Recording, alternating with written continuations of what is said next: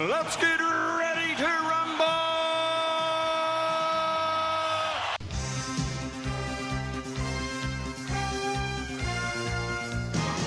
Hello, and welcome to Netflix vs. Cinema, the podcast that really wishes that we could talk about WandaVision.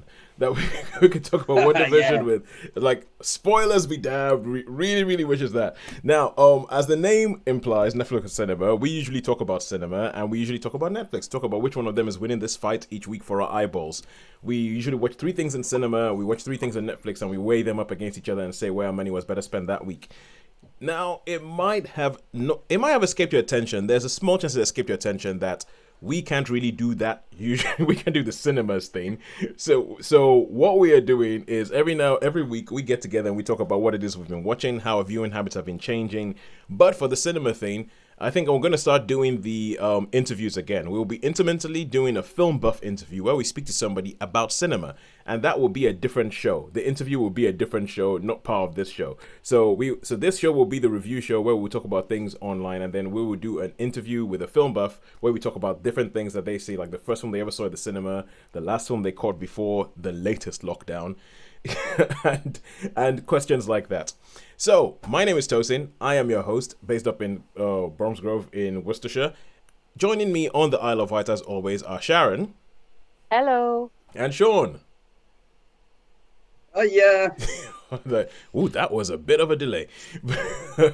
But yeah, so, Sharon and Shaun joining me. Now, we have a couple of things that we've been watching this week that we're going to talk through, that are on the deck. But before we do that, you guys have heard of Empire Magazine, right?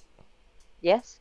You've heard of Empire Magazine, and they have a podcast as well that I have pretty much stopped listening to in the pandemic because I didn't like the idea that I was stealing some of the ideas that we do on this show from what they do.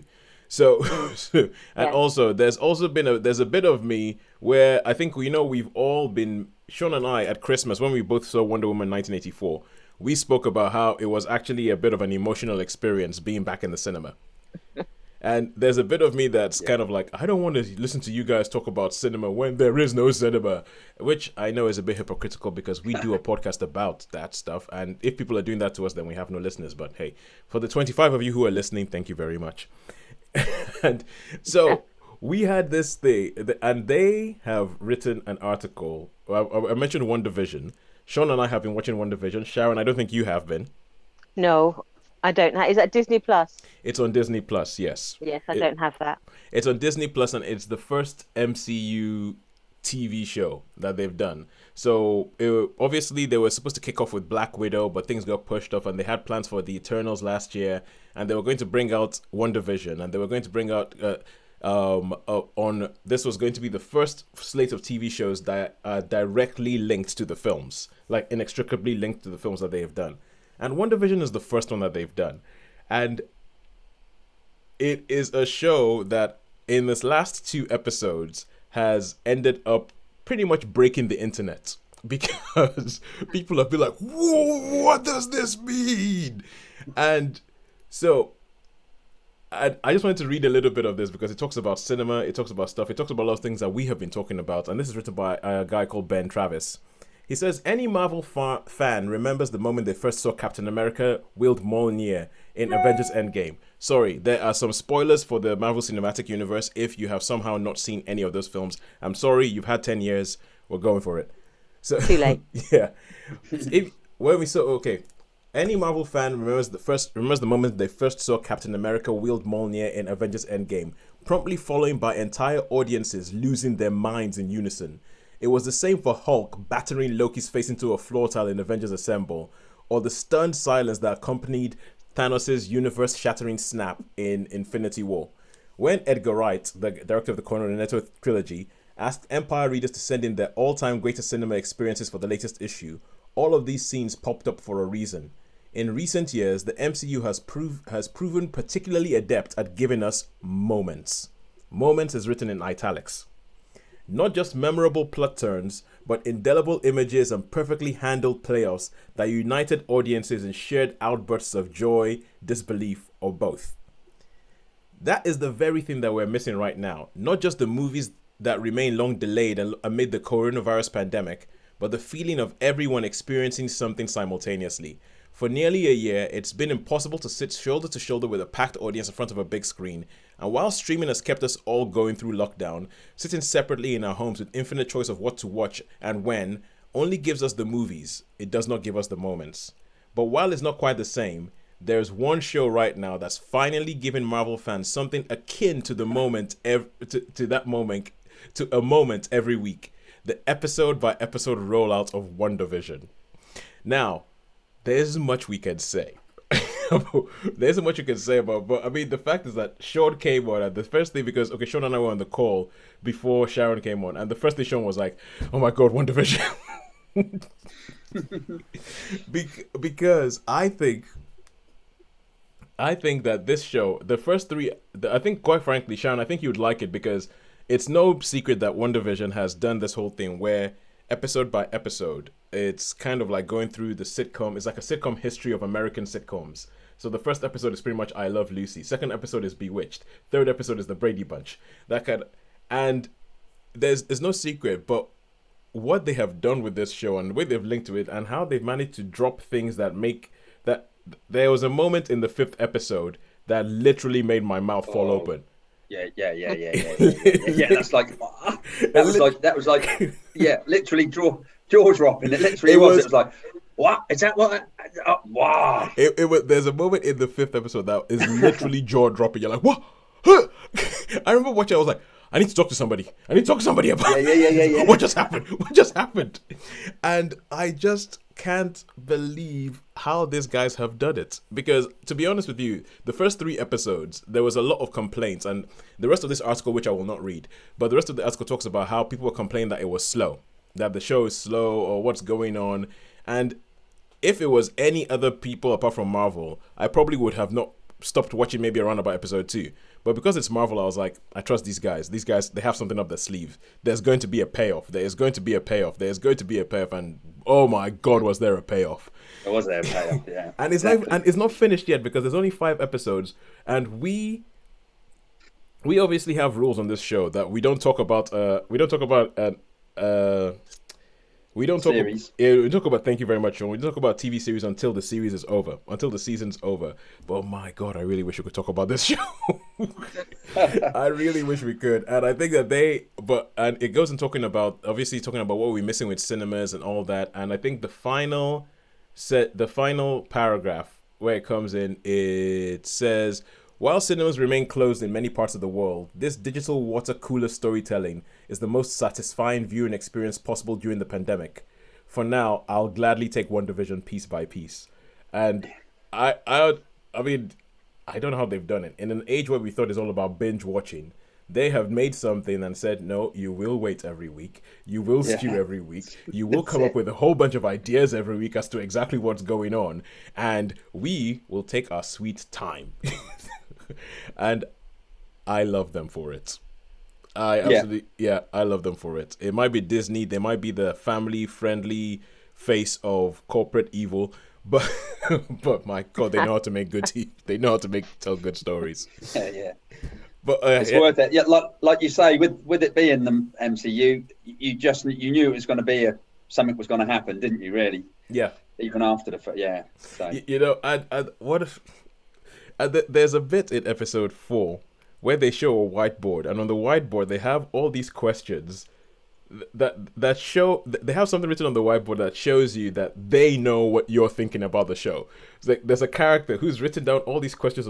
That's pretty much every single question that you have asked yourself watching the show. And you're like, oh my God, these guys know. They know exactly what they're doing. They know exactly what they're doing. I am so impressed.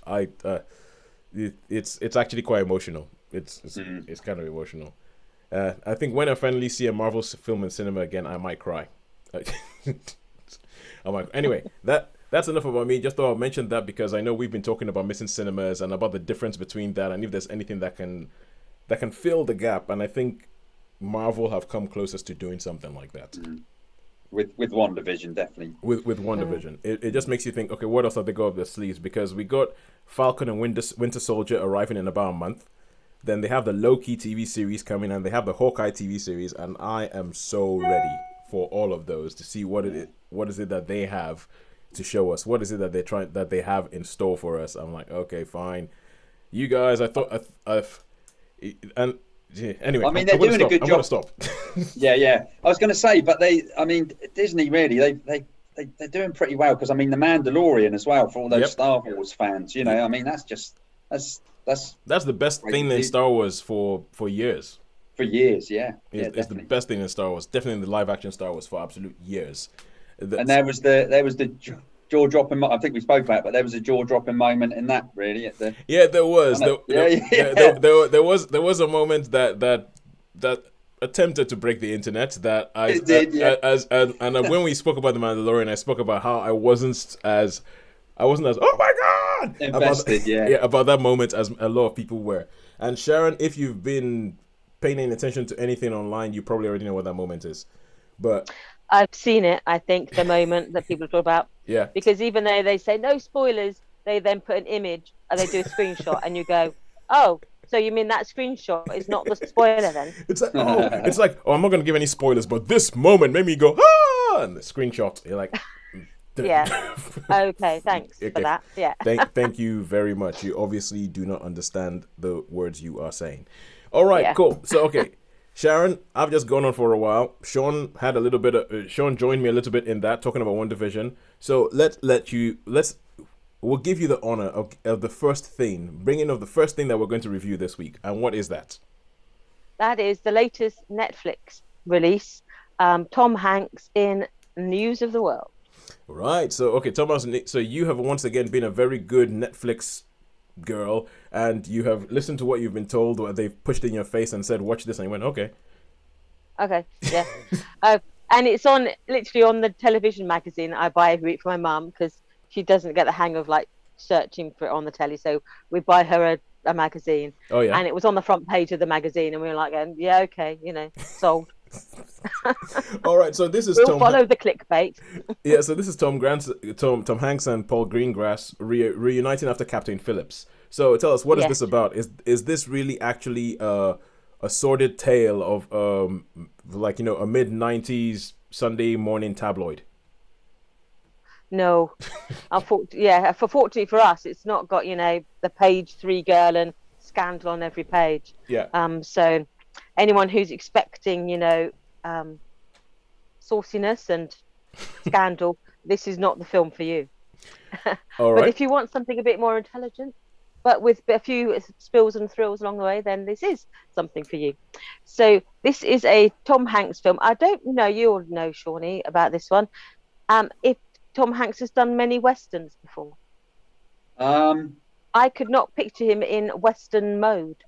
No, I don't. No, I can't think of one.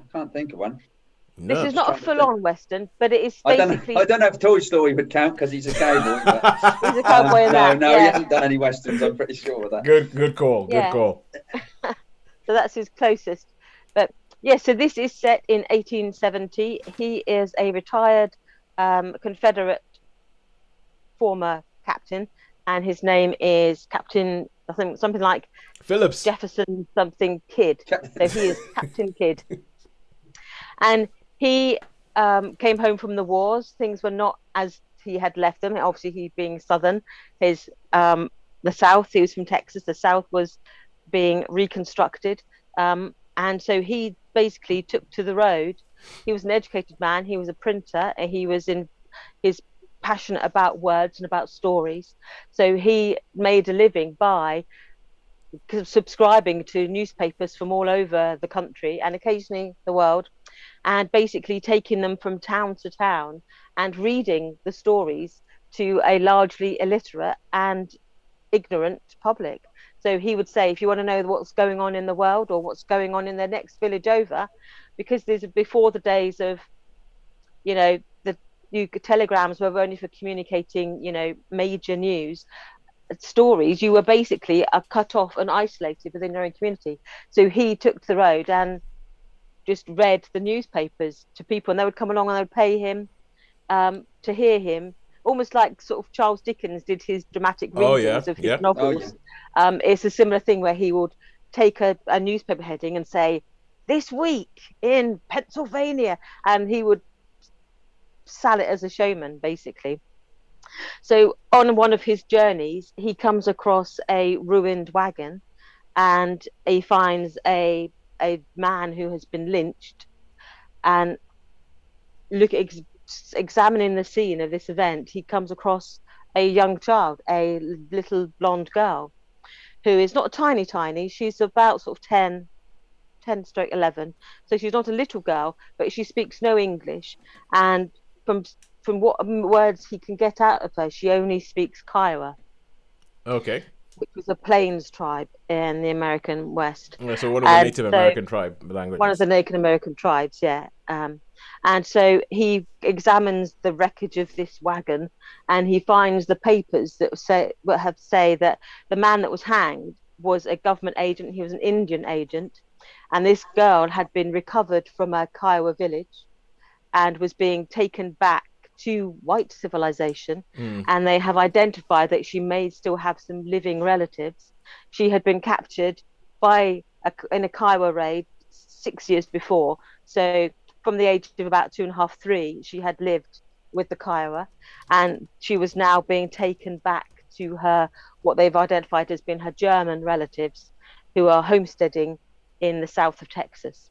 So he takes this young girl to the nearest army fort, and they say, well, with the death of that Indian agent, we don't have any other Indian agents. She can either wait here for 3 months, and we've got no one to look after her. And if you want to look after her, you can stay with her for 3 months till the next Indian agent comes along, or you can take her yourself to where her family are. And that's what he decides to do. He decides to take her through Texas on his journey. He's going to keep doing his readings and take her back to her own relatives. Do you know? And that's where the story is progressive. So, do you know if it's based on a true story? I think it's based on a novel. I don't think it's based on a true story. At the very end, I always scroll where the source material is on the credits, is before they go very tiny and then disappear. Yeah. I'm like waiting. Yeah. And yes, it did say based on a novel by, so I think it is fictitious. All right, cool. But it's something that you think could have happened. And then there's on this journey again, it's like a little bit of an odyssey, a bit like Hostiles. It reminded me of where you get these little incidents along the way. You have a journey, and that journey is not just a physical one. It's a multi-layered. It's thematic, and it's spiritual, and it's redemption, and it's you encounter these obstacles and different things that, as well as being an obstacle to overcome, there's a lesson to be learned in each one of them. Yeah. And so there's moments of drama, action, violence, tension, fear. So you have these encounters along the way, and as they get on their journey. And so yes, you follow this unlikely coupling as they go to their. Is this a movie or a series, Sharon? A film. It's a 2-hour film. Right. Okay. Cool. Sounds quite intriguing. It does sound intriguing. And now you've set a high bar by mentioning Hostiles, a film that all three of us, not many people have seen, but all three of us absolutely love and think is a genius film. Yeah. So how is this film? I would rate it as a quality film, actually. Yeah. I think didn't feel that there was anything wasted in it. Because how sometimes when you've got the American landscape, especially the West, you can edge into self-indulgence, where they look at the landscape and they go, just look at the landscape, let the landscape tell the story. And I don't think they had any of that. I think this was like, when you looked at the landscape, you see it in connection to the people who are playing who are the center of your story. So you see it in terms of their isolation, or in terms of their struggle to survive.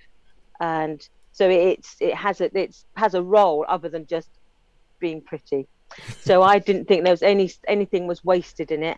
And where it was needed to be dramatic, it was dramatic, and where it needed to be a bit more thoughtful, it was. It didn't tell you what to feel by over-egging the music or over-egging the sentiment. Yeah. But you were keeping pace with it.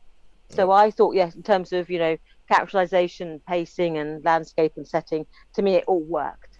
How many? And so I liked it, so I'd give a 4-star film. I would rate it a solid 4-star. I didn't just creep in there. To me, it was a solid 4-star. Yeah. My only reservation was this is a small thing, and this was just because of when we watched it. I watched it with my mum, and we watched it on a smaller television set. Yep.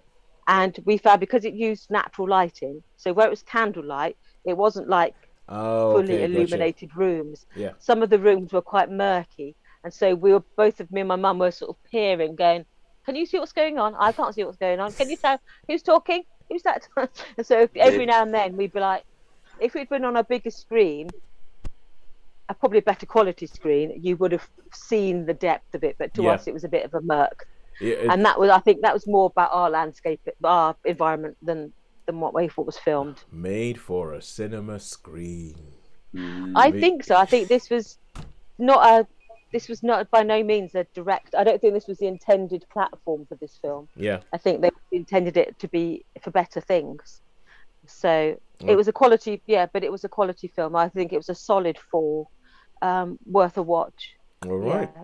Good stuff. It's funny though, because the way you were talking about him going around and speaking to places from place to place, Shaun, it reminded me of you remember the Ballad of Buster Scruggs? Yeah. Another Western movie, and that's like a whole bunch of little vignettes, and one of them is about somebody who goes from town to town and does like almost sort of Shakespearean readings, and how that was their cinema. That was the cinema where they would gather together and they listen to this person because they're like, "Oh my God, yeah, what have you got? Yeah, tell us all about it." Right. And there's one particular scene I won't go into detail on, but you can see how you can use words to sort of affect quite a dramatic change and very powerful. We've seen it, with like the impeachment thing that's going on in America, how a phrase can be taken and then people run with it.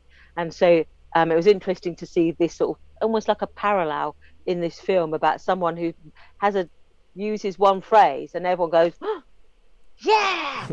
and it triggers more than you'd expect. Yeah. Good. Power of words. Good stuff. I didn't realize. I knew that was coming, but I did not realize it had been released. So it was out. It was released yesterday, so it was literally. Oh, okay. Oh, gotcha. I had the alert ping on my phone to say this is a film that you might want to watch. Oh, wow. And I said, "You're right. It is." For once, that is actually something I do not want to watch the 50 other series you sent me, but that film I will. All right, cool. Because I was beginning to worry that WandaVision had dragged me away from Netflix, because I feel like with WandaVision, Disney Plus are bringing out some big guns. Disney Plus are going like, "Yeah, Netflix, are coming for you." All right, so let's see. We have 8 minutes. Shaun, do you reckon that we can finally talk about King of Staten Island, which you've been holding over for like 2 weeks? Yeah, definitely. Yeah, we could go about that. Have you seen it now? I have seen the King of Staten Island. You've seen it, yeah. Okay, well, the reason I watched this is because I'd never seen the film before. I'd never seen The 40-Year-Old Virgin, right? Until really recently. I'd never seen that film. So, and because it was one that I didn't think would appeal to me, but I found it I quite enjoyed it. I quite enjoyed this film, and this is done by the same director, Judd Apatow. And, Judd Apatow. And it's funny. I had to keep watching it, and I wouldn't say, I couldn't work out whether it was a comedy. I think it was a comedy, but then it had some serious undertones and all that. Yeah. But it was compelling watching. It was compelling watching. I sort of had to watch it, and I thought the acting was pretty cool. I don't know the guy who played Pete Davidson. Pete Davidson. Yeah, I don't know. I'd not really. I don't think I'd seen him in anything before. So, I may have, but not that I recognised him. So, and then there's a comedian who plays Ray, who I did recognise. Bill Burr, yeah. Yeah. So he's been in a few bits. But I thought this was a really decent film. It was watchable. Yeah. I wouldn't say it was mind blowing, but it was certainly a watchable movie. I suppose the story is. Do you want me to say the story a bit, or do you want to do the story? Well, yeah. I think the thing is, Judd Apatow, he specializes almost in sort of slacker humor or Arrested Development humor, where there are men who you think you should be more mature than you are right now. And so the central character of Scott is played by Pete Davidson, and he is a guy whose dad was a firefighter, and his dad died when he was quite young. And his dad died when he was 7. He's now 24 years old. But that is his excuse for never doing anything in his life. He's like, my dad died. How do you expect me to do anything? My dad died. I'm still living at home. My dad died. That's why essentially his junior sister, who barely knew their dad, is about to go off to university, and she's scared about leaving the house because she's like, are you going to be okay? And this is his junior sister, who's probably about 7 years his junior, and she's like, are you going to be okay? Because, I'm going to leave you here. Are you going to be good to mom? Are you going to? And she's worried about that because this guy is just like he is. And so far, so much it sounds like many of the other Judd Apatow movies. It sounds a little bit like Knocked Up. It sounds like all these guys. There's a group of friends. They just sit around and they get high and they do nothing, and they have no ambition in life. Isn't there anything good? And so that's why especially when he had Pete Davidson, because he is on Saturday Night Live. That's the thing that he's probably most best known for, Saturday Night Live, and he's a little bit one note. He's also known for being engaged to Ariana Grande, who is Shaun, you might know who that is. Shaun, I'm not sure if you know who Ariana Grande is, but I only know her because of the Manchester bombings. I don't know her music. Yeah, you don't know her music, so you know that she's kind of like the Madonna of today. So it's like wow, I had no idea she was that big. She's pretty big. So it's kind of like, in the 80s when Madonna got engaged to Sean Penn and everybody all of a sudden went, who's Sean Penn? Even though and it's a bit like Pete Davidson. It's like he got engaged to Ariana Grande and everybody was like, who's Pete Davidson? And it never went anywhere. But that's what he's best known for. But I've always found him a little bit one note. I found him a little bit one note in a lot of things he's done. So that's why this film, when it was released, I heard a lot of things about it. People were like, oh my God, this is actually good. It's actually really good. It's a really, really good performance from Pete Davidson. And I was like, I don't know. I haven't seen the guy do anything different from his usual shtick. He's somebody who has the shtick, and I'm not sure I like it. That's the first time I've really seen him in anything. So, but I can see he was pretty much, I could see actually him being like same sort of character and other stuff. That's quite a good observation because he's got a unique look about him. So I mean, he does. He probably wouldn't be able to play anyone else. I don't expect, and he'd have to play that sort of role because he has got a pretty unique look. You wouldn't cast it. You wouldn't cast him as an action star. You wouldn't cast him as a matinee idol. He doesn't have that. Nobody looks like. Yeah, nobody looks like Pete Davidson. Nobody. Yeah. So. Yeah, that's. I mean, I thought the rest of the acting was pretty good, and it was nice to see old Steve Buscemi. Yes, I haven't seen him for a while. Yeah. It was nice to see him in it. And I sort of, I don't know if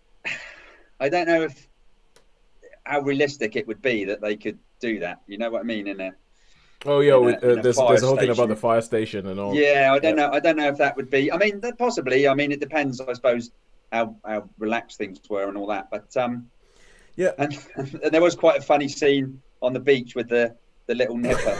Oh, come here. So that quite amused me. The bit I'm talking about. Yeah, I know the video. I know exactly the video you're talking about. It's entirely irresponsible. It is entirely like the height. You're watching it going, no, you cannot do that. You cannot do that. You cannot do that. You cannot do that to a kid. I'm sorry.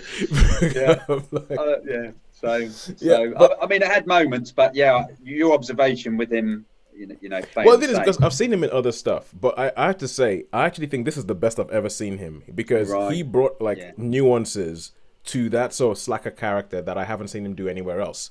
When you do a little bit of digging behind the film, he plays a character called Scott. And it turns out that in real life, Pete Davidson's dad was called Scott because at the end of the film, it says dedicated to Scott Davidson. And the whole thing in the film is that this guy has Arrested Development and he blames it on the fact that his dad died when he was young. And his dad is a fireman. And his dad died by going into a building to save people. And then the ceiling fell down in on him. Pete Davidson's father was called Scott, was a fireman and died in the line of duty. So... Yeah, so I think a lot of this film is sort of like semi-autobiographical. He's from Staten Island, hence the title of the film, King of Staten Island. And I thought that it brings something very, as I said, it's kind of nuanced, as you say, Shaun. It's kind of one of those films where nothing much happens, but at the same time you find yourself being drawn in, and you find yourself being drawn in by the performances and by the situations and by the fact that what's going on, and his mom starts seeing somebody and he starts acting out like a little child, and what's that going to go in? But the moments where it tries to be touching and it tries to bring everything back together really, really work. For me, they really, really work when they're bringing people back together and they're saying, okay, fine, I know this is, and even the bit where he has to, if you're going to tell a story like this, he's going to have to come out of his Arrested Development at some point. The bit where he starts coming out of it doesn't feel as hackneyed. I mean, there's still a little bit of Hollywood schmaltz thrown in there, but it doesn't feel as bad. It feels like, okay, yeah, that I could imagine that would happen with these sort of characters. But I think I agree with you, Shaun. I think the performances are great uniformly. I think Bill Burr, brilliant. Pete Davidson, Marissa Tomei. Oh my God, I would watch anything with Marissa. Yeah. She's great in everything, isn't she? She's brilliant in everything. She's brilliant in everything. She plays his mom, and an actress called Belle Powley. She's British, isn't she? She's British, but she plays a Staten Island native in this, and I think she does really well. So I can't speak about the accuracy of her Staten Island accent, but I kept trying to catch out knowing that she's British. I kept trying to catch her slipping into something British or something where I can go, yeah, she's English. Yeah, you're not from Staten Island. You're from Leicester or wherever it is she's from. And I couldn't do it. I mean, she was just really, really. I thought she was really convincing in it. In these sort of films, it's all about the men, so she doesn't have that much to do. But what she does in the small time when she's on screen, it's just kind of like, okay, yeah, I've got this. I've got this. So I think it's one of these films it's quite slight, but they managed to get quite a bit in there, and they managed to tell a good story of a group of people that. And Judd Apatow, one of his things was he would. Oh God, I just thought of something. Yeah, Judd Apatow was always really good at combining the fart with the heart. Uh-huh. That's the kind of thing he would do. So you watch Knocked Up, there'll be gross out bits, but then there'll be a bit where it's all his films are usually often about a man-child growing up a little bit. That's what it is. And I think this is like a different wrinkle, a different string to his bow of that type of film. I really, really enjoyed it. I really enjoyed it. I thought it was brilliant. I would give it, I think I'll have to give it a 4 out of 5. You give it a 4, yeah. I would probably, I would give it a solid 3. Yeah. I would give it a solid 3 for me. Yeah, you know, I enjoyed it. It was compelling watching. It wasn't like super mind blowing, but it was, you know, it was watchable. I enjoyed it. I didn't, you know, feel there was anything really untoward or So I mean, a solid 3. Yeah, because I mean, when you say that there's nothing much happening in it, if you were going to summarize the plot of the film, it's man-child grows up a little bit. Yeah, that's it. that is the plot of the film. Man-child grows up a little bit. So it's but yeah, I was pleasantly surprised at it because I mean I think if it wasn't for you, Shaun, I don't think I would have watched it, even though I'd heard it was good. I just couldn't believe it was.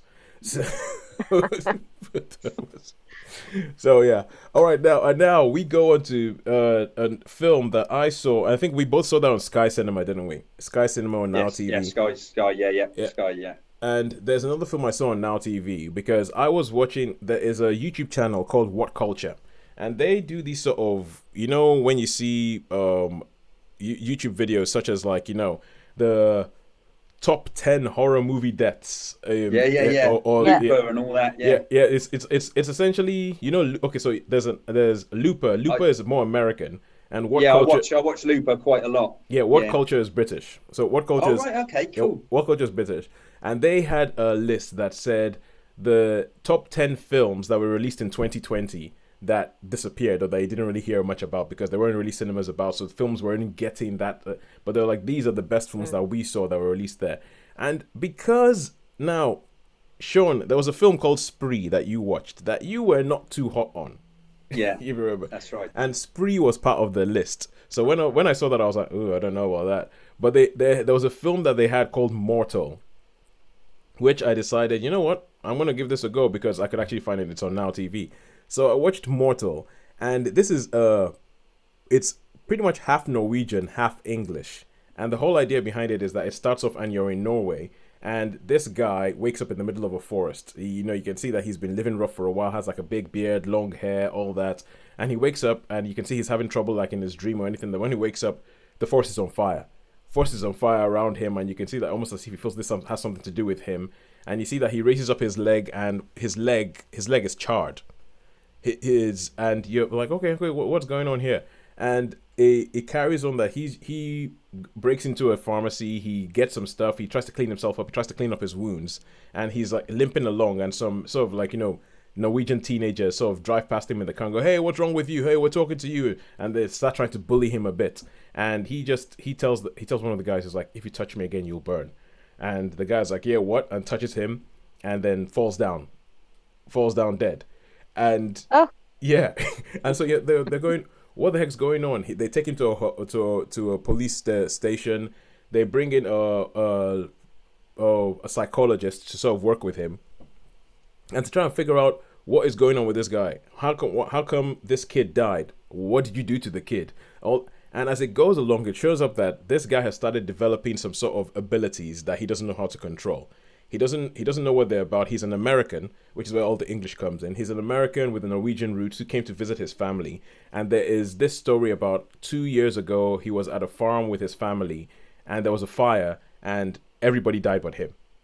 Like and so what it turns out as it goes on is that they think that he might be a reincarnation of a Norse god. And this made me think a little bit of the TV show that you watched, Sharon, Ragnarok. Yes, Ragnarok. Yeah. I was thinking of that when you were saying about Norway. I was thinking, sounds like my Norwegian program I saw. Yeah, I know. It sounds, I think these might have come from the same brainstorming session, because that was about Norwegian people pretty much taking their mythology and giving you their take on their gods, and not leaving it all up to Marvel. And and this, I think, has a very sort of similar sensibility. It's kind of like, you know, when you have a Scandi noir TV show and you have all these people who look like, you know, they look TV ready but craggy at the same time, all in this lovely chunky knit jumpers. And so it looks like, imagine if you tried to make a superhero movie in a Scandi noir setting. So like in The Killing or Bergen or The Bridge or something like that. This is what you would make. This film is directed by a guy called Andre Odreval, I think is how you pronounce it, and he is the guy who directed a film called Troll Hunter. I'm not sure whether you guys remember I loved Troll Hunter. Yeah, I love Troll Hunter too. Yeah, he's the same guy who directed. That was clever. That was a clever movie. I like that. It was. Yeah, and you can see elements of that kind of approach in this, where, you know, you take something like, because Troll Hunter was all about Norse legend and Norse mythology, and feeding it into, like, you know, modern day ways, like, oh, you know, all those stories we were telling you, they were actually true. That kind of, and this has something like, I don't think it's as effective as Troll Hunter. I think it drags a bit. I think Nat Wolff, who plays the American, it has that feeling like, you know, we shoved an American in this so people would watch it. So because no one's going to watch just a Norwegian film. Yeah, no one's just going to watch a Norwegian film with subtitles. And because I'm watching a film going, there's absolutely no reason for this guy to be American whatsoever. There's no reason for him to be American whatsoever. But the way they go about it, and the way that, there's a subplot where Americans show up, and the thinking behind the Americans show, you know when Americans show, they just want to go and shoot everything, and there's the thinking behind the Americans showing up there saying, like, look, if this guy is actually a reincarnation of a Norse god, think about all the Christians in the world, think about all the Muslims in the world, they are going to lose it. So, pretty much they're going to lose it if it turns out that they were wrong and this Norse thing is actually right and this god actually does exist. So in other words, we can't let him exist, we can't let him survive. Is the way they go about it. But at the same time, you have this thing where people are beginning to believe, like the local police chief, he's beginning to wonder. He talks about believing in God and all that, and he keeps looking and going, is this what we're thinking that's going on? Is this what? And okay, let's have a look. And you have all these, then you have, when the news starts getting out with social media and everything like that, you start having people who start coming and asking for this guy to touch them and all the while the guy's just trying to figure out what's happening to him, and he's trying to get back to the farm where it all started because he thinks there might be something there. And with the other week we were talking about UK films versus US films and and endings and all that. And this is such a Norwegian film because the way the point at which the film ends, no American film's gonna end there. People would burn the cinema down. I mean, it's like no.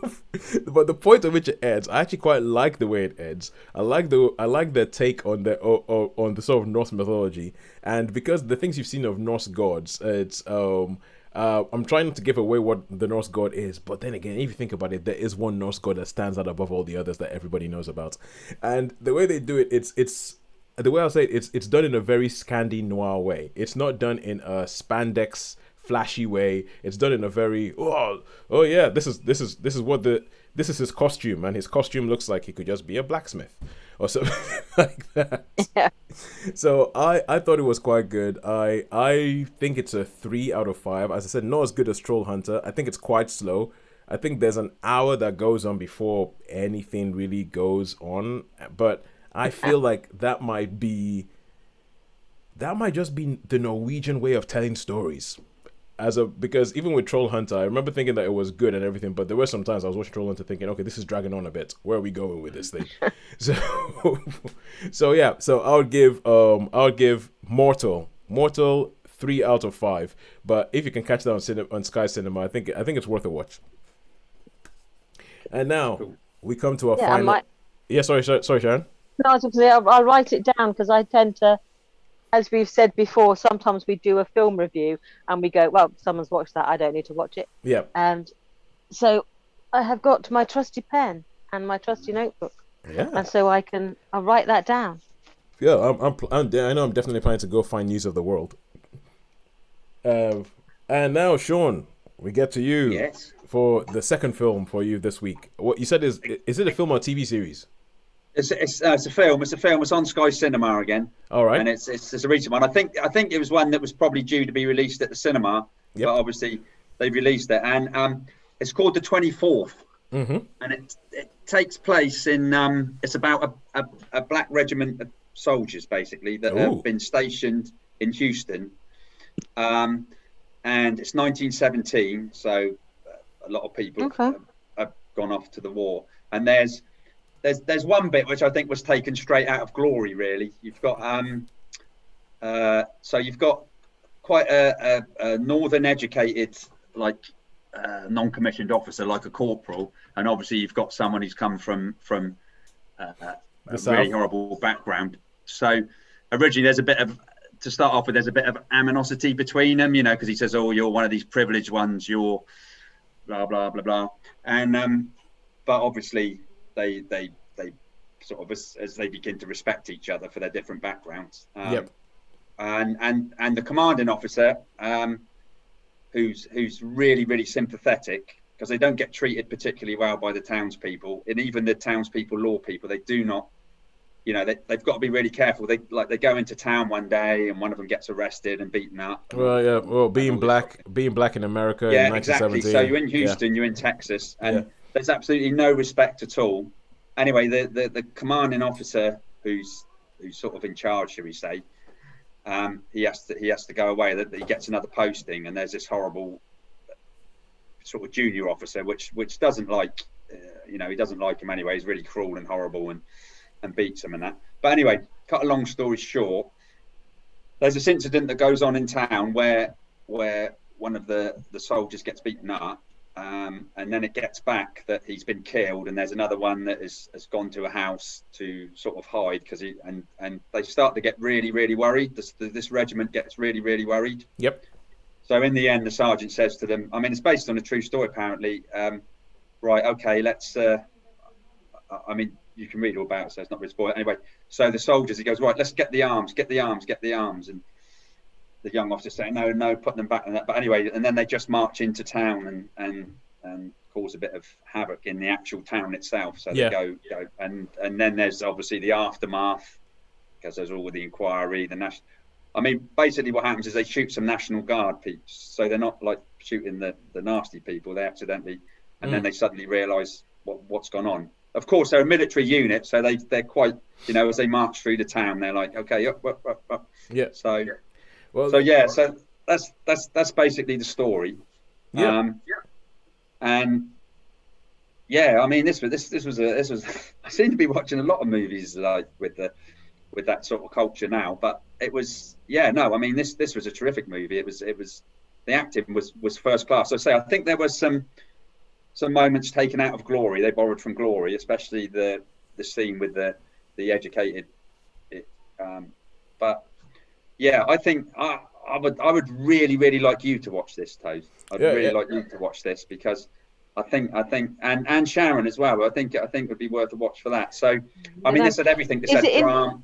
Pardon? Is it entirely set in America? Yes, it's in Houston. Yeah, no, these soldiers they've not gone to Europe at all. I mean, they do sing the song over there, over. So they're, but they've been stationed in Houston, and obviously they're not particularly made to feel welcome at all. Yeah.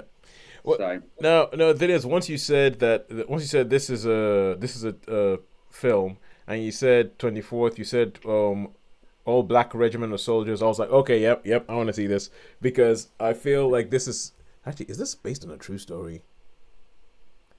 I'm trying to find out. Okay, anyway, I'm like, there's a certain type of story that I've spoken about this being black. I mean, there's a certain type of story that I feel needs to be told, but at the moment I don't particularly feel I need to watch.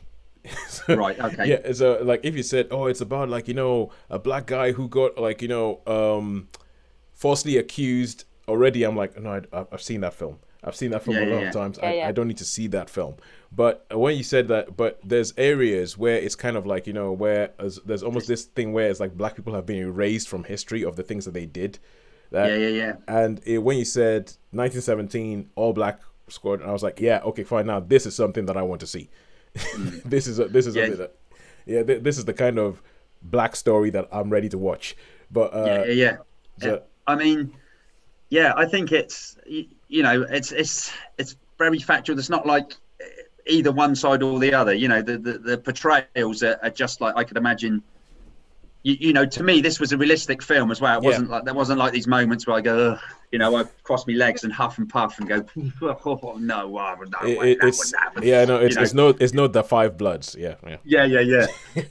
So I mean, this was, you could imagine, because I mean, it must have been a terrifying time. It must have been a really, really terrifying time, because the townspeople, more or less, even though the lawmen, they're more or less, because there's one scene where the soldier actually arrests someone who's not particularly good and takes him to the police station and says, I want you to arrest this man. And they're like, no, we're not arrested. Do you know what I mean?